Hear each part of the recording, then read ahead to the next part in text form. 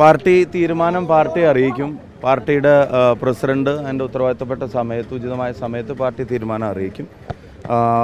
ഞങ്ങളെ സംബന്ധിച്ചിടത്തോളം വേറൊരു പ്രസ്ഥാനവും ഇത്തരം ഘട്ടങ്ങളിൽ ചെയ്യുന്ന കാര്യങ്ങളെല്ലാം കോൺഗ്രസ് ചെയ്ത്, നിങ്ങൾക്ക് എല്ലാവർക്കും അറിയാവുന്ന പോലെ കോൺഗ്രസ് സംസ്ഥാന പ്രസിഡന്റ് പദവിയിൽ നിന്നും പാർട്ടിയിൽ നിന്നും പാർലമെൻ്ററി പാർട്ടിയിൽ നിന്നൊക്കെ പരാതി വരുന്നതിന് മുമ്പ് തന്നെ നീക്കം ചെയ്തിട്ടുണ്ട്. ഇപ്പോൾ ലീഗലി കാര്യങ്ങൾ നടക്കുന്നു. ഇനി ഇതിൽ കൂടുതൽ നടപടികൾ എന്തെങ്കിലും വരേണ്ട സാഹചര്യം ഉണ്ടെങ്കിൽ പാർട്ടി അത് ചർച്ച ചെയ്തിട്ട് ഉചിതമായ സമയത്ത് പാർട്ടി പ്രസിഡന്റ് അതിൻ്റെ കമ്മ്യൂണിക്കേഷൻ അറിയിക്കും. അല്ല, എൻ്റെ പാർട്ടി എടുക്കുന്ന തീരുമാനം എൻ്റെയും കൂടിയാണല്ലോ. ഞങ്ങളെല്ലാവരും യോജിച്ചെടുക്കുന്ന തീരുമാനം തന്നെയാണല്ലോ. അപ്പോൾ പാർട്ടിയിൽ ഇപ്പോൾ അടുത്തുള്ള നടപടികളൊക്കെ KPCC പ്രസിഡന്റ് ബാക്കി എല്ലാവരുമായിട്ട് കൺസൾട്ട് ചെയ്തിട്ട്, ഞാൻ കഴിഞ്ഞ ദിവസം പറഞ്ഞു, വ്യക്തിപരമായ അടുപ്പമോ അടുപ്പക്കുറവോ ഒന്നും പാർട്ടിയുടെ തീരുമാനങ്ങളെ ഇൻഫ്ലുവൻസ് ചെയ്യുന്ന കാര്യങ്ങളല്ല. അതുകൊണ്ട് തന്നെ അദ്ദേഹം പാർട്ടിയിൽ നിന്ന് മാറി നിന്നതും പാർട്ടി എടുത്ത തീരുമാനം. ആ പാർട്ടിയിൽ തന്നെ ഞാനിപ്പോഴും പ്രവർത്തിക്കുന്നത്.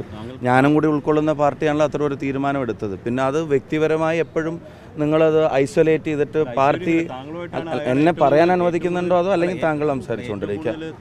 അതാണ് അതിനെല്ലാം കൃത്യമായ മറുപടി പറഞ്ഞത്. എൻ്റെ അടുപ്പവും അടുപ്പക്കുറവും പാർട്ടിയുടെ തീരുമാനങ്ങൾ ഇൻഫ്ലുവൻസ് ചെയ്തിട്ടില്ല. യൂത്ത് കോൺഗ്രസ് സംസ്ഥാന പ്രസിഡന്റ് പദവിയിൽ നിന്ന് ഞാനതാക്കാൻ വേണ്ടി കുറേ അധ്വാനിച്ചിട്ടുള്ള ആൾ തന്നെയാണ്. ആ പദവിയിൽ നിന്ന് മാറി നിൽക്കാൻ അയാളും പാർട്ടിയും തീരുമാനിച്ചു. പാർട്ടിയിൽ നിന്ന് പുറത്താക്കാൻ പാർട്ടി തീരുമാനിച്ചു. പാർലമെൻ്ററി പാർട്ടി പുറത്താക്കാൻ തീരുമാനിച്ചു. അപ്പോൾ ഞാൻ എൻ്റെ വ്യക്തിപരമായ അടുപ്പക്കുറവ് പാർട്ടിയുടെ ഏതെങ്കിലും തീരുമാനങ്ങൾ ഇൻഫ്ലുവൻസ് ചെയ്തിട്ടുണ്ടോ? പാർട്ടി വേറെ ഒരു പാർട്ടിയും ചെയ്യാത്ത തരത്തിൽ തന്നെയാണ് ഈ വിഷയങ്ങളെ പാർട്ടി കൈകാര്യം ചെയ്തിട്ടുള്ളത്. പിന്നെ സമാനമായ കേസും കാര്യങ്ങളൊക്കെ ഉണ്ടായപ്പോൾ ഇപ്പോൾ ഞങ്ങൾക്ക് ക്ലാസ് എടുക്കുന്ന CPM എന്ത് ചെയ്തു എന്നുള്ളത് ചോദിക്കാൻ നിങ്ങൾക്കും പ്രയാസമാണ്. നിങ്ങൾക്കും ചോദ്യമല്ലേ, ഇപ്പുറത്തേക്ക് മാത്രമേ ചോദ്യമുള്ളൂ. അവരൊക്കെ എത്ര പേര് പാർട്ടിയിൽ നിന്ന് പുറത്തു പോയി, അവരൊക്കെ എത്ര പേര് പാർട്ടി നടപടി നേരിടേണ്ടി വന്നു എന്നുള്ളത് നിങ്ങൾ ആലോചിക്കുക. ഞങ്ങളെന്തായാലും ഒരു സ്റ്റെപ്പ് എടുത്തിട്ടുണ്ട്. അത് മറ്റു പാർട്ടി ചെയ്യുമെന്ന് പോലെയല്ല ഞങ്ങൾ ഈ വിഷയത്തെ അഡ്രസ്സ് ചെയ്തത്. അതിനകത്തൊരു തീരുമാനം എടുത്തിട്ടുണ്ട്. അപ്പം ഒരു പരാതി വന്നു, ഇതിനു മുമ്പും ഒരു പരാതി വന്നാണ്.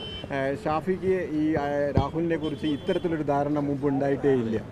അല്ല, ഞാൻ എൻ്റെ എത്തരത്തിലുള്ള ധാരണയാണ് നിങ്ങൾ ഉദ്ദേശിച്ചതെന്ന് എനിക്ക് മനസ്സിലാവുന്നില്ല. ഞാനൊരു കാര്യം പറയാം. ഞാൻ പറഞ്ഞല്ലോ, എൻ്റെ ധാരണകൾ, എൻ്റെ അടുപ്പം, അതൊന്നും ഇന്ത്യൻ നാഷണൽ കോൺഗ്രസ് കേരളത്തിലെ ഘടകം, കേരള പ്രദേശ് കോൺഗ്രസ് കമ്മിറ്റി എടുക്കേണ്ട തീരുമാനങ്ങളെ ഒരു തരത്തിലും ഇൻഫ്ലുവൻസ് ചെയ്തിട്ടില്ല എന്നുള്ളത് ഇപ്പോൾ അദ്ദേഹം നേരിടേണ്ടി വന്ന നടപടികൾ പരിശോധിച്ചാൽ തന്നെ നിങ്ങൾക്ക് മനസ്സിലാക്കാവുന്നതാണ്.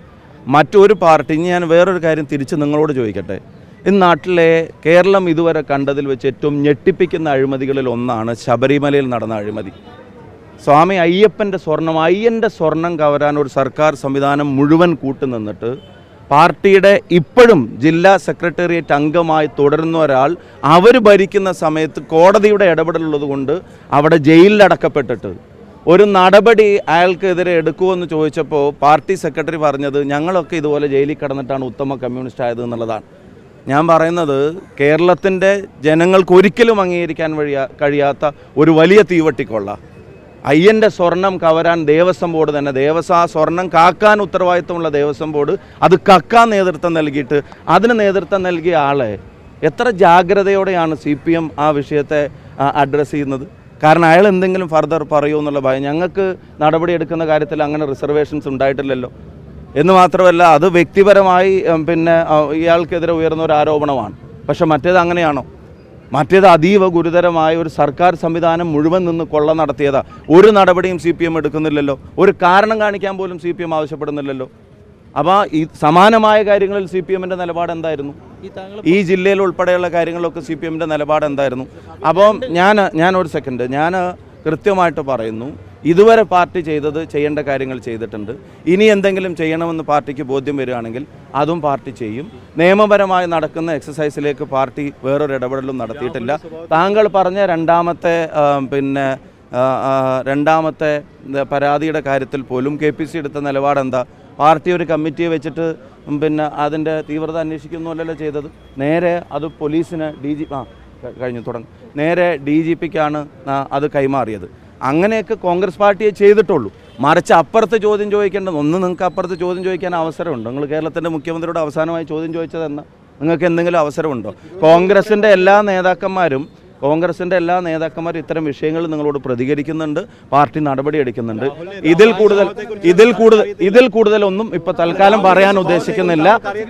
Thank you.